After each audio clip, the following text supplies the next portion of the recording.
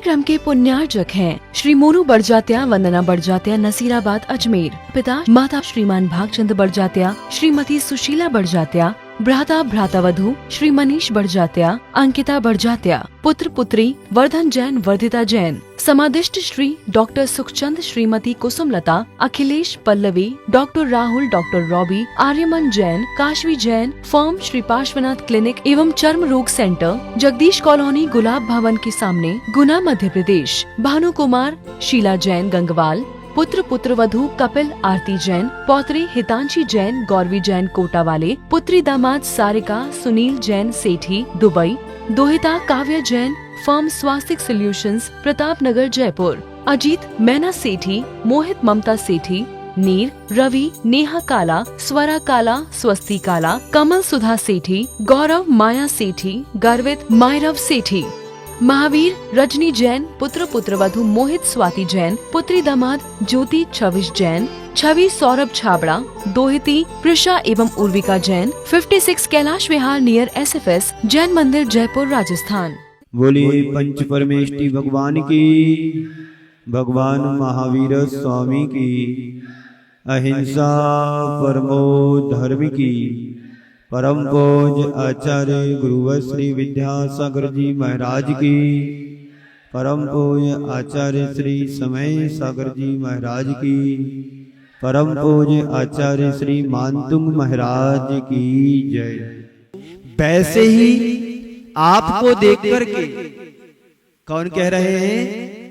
आचार्य मानतुंग महाराज कह रहे हैं, जैसे बसंत ऋतु में मंजरियों को देख करके हमारी कोक होने लगती है, कोक निकलने लगती है प्रभु, वैसे ही आपकी प्रतिमा को देख करके, आपके स्वरूप को देख करके मेरे हृदय की भक्ति मुझे वाचाल कर रही है। यानी मेरे से कह रही कि तू बोल, तो मैं बोलता चला जा रहा हूं। भक्ति प्रेरित कर रही है तो मैं बोलता जा रहा हूं। इसे एक रूपक की तरह देखें। बसंत ऋतु है प्रभु, कौन है? बसंत ऋतु है प्रभु और कोयल है हम सभी भक्त। क्या रूपक है? बसंत ऋतु को प्रभु की उपमा दी जा रही है और जो कोयल है वो सब हम लोग भक्त गण हैं। उस भक्त के हृदय में जैसे ही आम की मंजरी रूपी भक्ति दिखती है, इस भक्त रूपी कोयल के हृदय में उद्गार उत्पन्न होने लगते हैं। वो प्रभु का गुणगान करना शुरू कर देता है। भगवान सामने भक्त चाहे छोटा हो या बड़ा, वह हंसी का पात्र नहीं बनता है। ये तो आचार्य मानतुंग महाराज अपनी लघुता को प्रकट कर रहे हैं प्रभु के सामने कि भगवान मैं तो अल्प सुर्त वाला हूँ, मेरे पास कुछ भी ज्ञान नहीं है और आप सुत बताम, यानी आप बड़े बड़े आपके चरणों में ज्ञानी आते हैं और उनके सामने मैं हंसी का पात्र बनूंगा। ऐसा स्वयं अपने आप की लघुता प्रकट कर रहे हैं और फिर कह रहे हैं कि प्रभु के सामने चाहे छोटा भक्त हो या बड़ा भक्त हो, हंसी का पात्र नहीं बनता है। हे प्रभु, आप सभी को प्रसन्नता देने वाले हैं। आपके चरणों में जो भी आता है वो कभी निराश नहीं होता है, प्रसन्न मन से आता है और प्रसन्नता को लेकर के जाता है। किसी कवि ने आचार्य श्री के चरणों के कुछ पंक्तियां कविता के रूप में कही हैं। आचार्य श्री को बहुत बड़ा व्यापारी बताया, आचार्य श्री को बहुत बड़ा व्यापारी बताया और माल कुछ भी नहीं है, माल कुछ भी नहीं है और लोग आते हैं और भर भर करके ले जाते हैं। लोग आते हैं और भर भर करके ले जाते हैं और पैसा कुछ भी लगता नहीं है, पैसा कुछ भी लगता नहीं है। तो ऐसे ही कह रहे आचार्य मानतुंग महाराज कि प्रभु आपके सामने मैं तो अल्पज्ञ हूं, अज्ञानी हूं। तो हे प्रभु, आप सभी को प्रसन्नता देने वाले हो। आपके श्री चरणों में कोई भी आए, चाहे अल्प श्रुत वाला आए या बहुश्रुतवान आए, सभी को आप प्रसन्नता देते हैं। आपके अंदर ज्ञानी हो या अज्ञानी, सबके लिए स्थान होता है। आप सबका कल्याण करने वाले हो भगवान। इसलिए भक्ति मुझे उत्प्रेरित कर रही है, मुखर कर रही है, कह रही है कि बोलो। इसलिए मैं बोल रहा हूं, मैं नहीं बोल रहा हूं। कौन बुलवा रहा है? आपकी भक्ति ही मेरे से बुलवा रही है। देखिए, जब तक मनुष्य के हृदय में भक्ति ना हो, तब तक उसके संसार, उसके अंदर से सही उद्गार प्रकट भी नहीं हो सकता है। भक्ति यदि उसके हृदय में होती है तो तभी वो समर्पण की भाषा को बोल पाता है। यदि हृदय में भक्ति होगी तो अपने आप बोल मुखरित उठेगी। तुम्हें कुछ आता हो या नहीं आता हो, यदि तुम्हारे हृदय में प्रभु के प्रति भक्ति है तो उसकी अभिव्यक्ति वाणी के द्वारा होती ही होती है। कदाचित वाणी मूक भी हो जाए, कदाचित वाणी मूक भी हो जाए तो आंखों से उसकी अभिव्यक्ति हो जाती है। आप लोगों ने देखा होगा, जो व्यक्ति बोल नहीं पाते हैं वो अपने इशारे के माध्यम से, आंखों के माध्यम से हमें बता देते हैं कि हम क्या चाहते हैं। तो ऐसे ही आचार्य मानतुंग महाराज यहाँ पर कह रहे हैं कि कदाचित हमारी वाणी मूक हो जाए तो आंखों से उसकी अभिव्यक्ति समझ में आती है, प्रकट हो जाती है। यही बात आचार्य मानतुंग महाराज कह रहे हैं कि मैं कुछ नहीं कर रहा हूँ, आपकी भक्ति ही मुझसे बलात् बुलवा रही है कि बोलो। और जो निकले सो बोलते जाओ, बोलते जाओ, बोलते जाओ। और आचार्य मानतुंग उसी से प्रेरित होकर के बोलते गए, बोलते गए, बोलते गए। और उनके मुख से निकलने वाला एक एक शब्द छंद बनता गया। उनके द्वारा निकलता हुआ एक एक शब्द छंद बनते गए और छंद स्त्रोत बन गया। और ये स्त्रोत जन जन के कंठ का हार बन गया। अपने मन से पूछो कि प्रभु के प्रति, गुरु के प्रति ऐसी भक्ति प्रकट हुई कभी कि तुम्हारे अंदर के भाव भी तुम्हारे छंद बन गए हो? नहीं। अंदर से जो तुम्हें उत्प्रेरित करे, मुश्किल यह है कि मनो दुनियादारी से इतना दुनियादारी में इतना रच पच गया है कि भगवान को ही भूल गया है। यदि भगवान को याद करता तो भीड़ नहीं होती ना मंदिर जी में। कहते हैं इस प्रताप नगर में 200-250 घर हैं, लेकिन मंदिर कितने लोग आते हैं? प्रभु के प्रति भक्ति कितने लोगों की है? मैं रोज देखता है 30-40 लोग से ज्यादा दिखाई नहीं देते हैं। और यदि आते भी होंगे तो 100-50 लोग दर्शन करके चले जाते होंगे, बाकी 1200-1500 लोग तो दर्शन कहाँ करते हैं कुछ पता ही नहीं। लेकिन जब हमारे हृदय में प्रभु के प्रति भक्ति उमड़ती है तो तुम्हारे अंदर के जो उद्गार निकलते हैं वो मंत्र और छंद के रूप में स्फुटित हो जाते हैं। वही छंद भक्तांबर स्तोत्र का रूप ले लेता। महानुभाव, भगवान को भी कब याद करते हो आप लोग? जब सब जगह से तुम हार जाते हो। भगवान को ही व्यक्ति तभी याद करता है जब सब जगह से हार जाते हो। अस्पताल से हार जाते हो तो कहते भैया अब तो घर ले जाओ। डॉक्टर स्वयं कहता है कि जितने दिन हैं उतने दिन की सेवा करो और इन्हें प्रभु का नाम सुनाओ।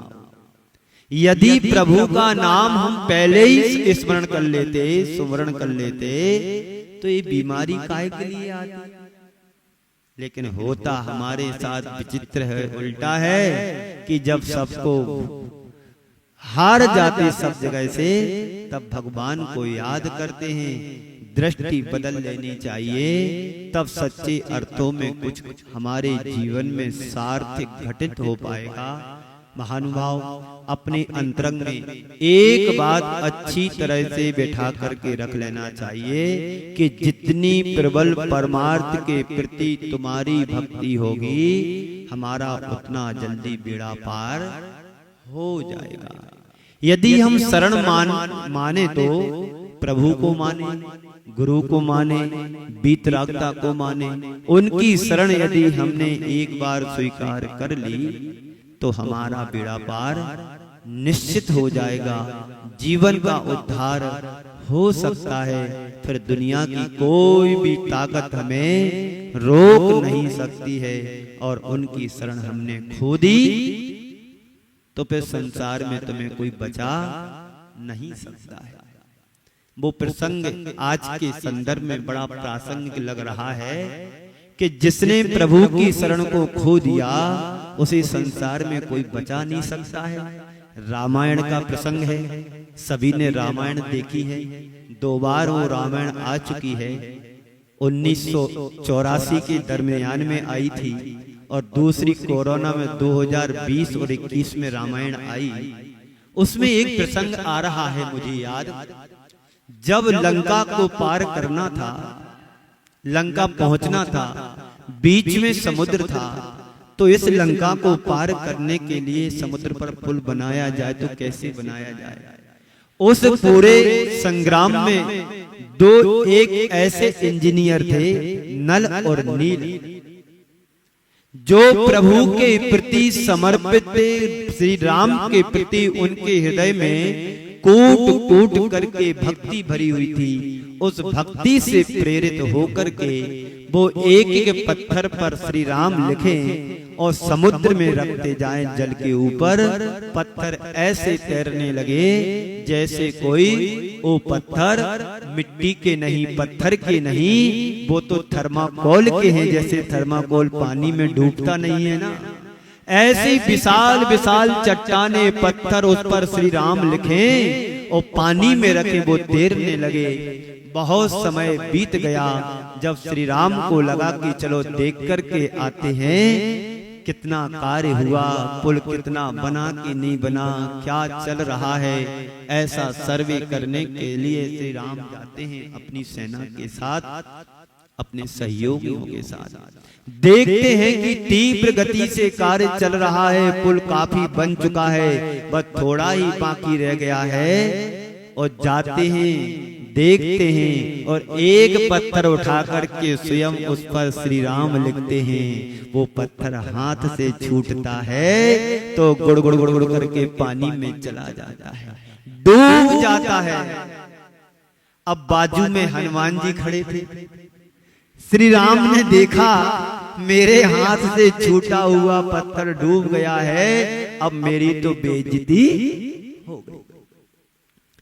इधर दृष्टि उनकी हनुमान पर जाती है तो हनुमान जी से कहते हैं कि सुनो हनुमान, तुम किसी से कहना नहीं। क्या प्रभु, मैं तो सबको बताऊंगा, मैं तो सबको बतलाऊंगा। क्या बतलाओगे? प्रभु मैं तो सबके लिए बतलाऊंगा। क्या बतलाओगे? सुनो। हनुमान जी कहते हैं जो प्रभु के हाथ से छूट रहा है उसे संसार में कोई बचा नहीं सकता है, और जो प्रभु की भक्ति में लीन हो जाता है उसे संसार में कोई डुबा नहीं सकता है। यही बात आचार्य मानतुंग महाराज श्री कह रहे हैं कि अपने अंतरंग में परमार्थ के प्रति इतनी भक्ति को प्रकट कर दो कि तुम्हारा इस संसार से बेड़ा पार हो जाए। यदि हमने शरण ली है तो प्रभु की, गुरु की, परमात्मा की शरण ली है, और इसको एक बार यदि हमने स्वीकार कर लिया तो संसार सागर से हमारा बेड़ा पार हो जाएगा। और यदि हमने ऐसी इस भक्ति को खो दिया तो संसार में तुम्हें कोई बचाने वाला डूबने से नहीं है, फिर तुम्हें कोई संसार से पार लगा नहीं सकता है। एक छोटा सा बच्चा जब उसे कोई तकलीफ होती है तो क्या करता है, कहां जाता है, अपनी मां की गोद में जाता है। एक छोटा सा बच्चा जब उसे कोई पीड़ा होती है, तकलीफ होती है, जब कोई सताता है तो दौड़ करके सीधे माँ की गोद में चला जाता है। माँ उसे अपनी आंचल में छिपा लेती है। जैसे बच्चा माँ की गोद में आता है वो सारी दुनिया को भूल जाता है, बेखबर हो जाता है, उसे किसी बात का आभास ही नहीं रहता है, क्योंकि उसे पता है कि मैं माँ की शरण में आ गया। ऐसे ही सच्चा भक्त जीवन में जब भी कुछ संकट आता है तो सीधे प्रभु परमात्मा की शरण में आ जाता है, क्योंकि उसे पता है कि परमात्मा ही हमारे लिए माँ की समान है। माँ तो केवल हमारे लिए एक जीवन को संभालती है, लेकिन प्रभु परमात्मा हमारे भाव को संभालने में समर्थ होते हैं। महाभारत का एक प्रसंग है, कहते हैं जब कंस को मालूम पड़ा, कंस समझते ना, जब कंस को मालूम पड़ा कि उसका हंता प्रकट हो गया है, यानी मारने वाला, जब उसका हंता प्रकट हो गया है और नंद गांव में शिशु के रूप में पल रहा है, इसे कैसे मारा जाए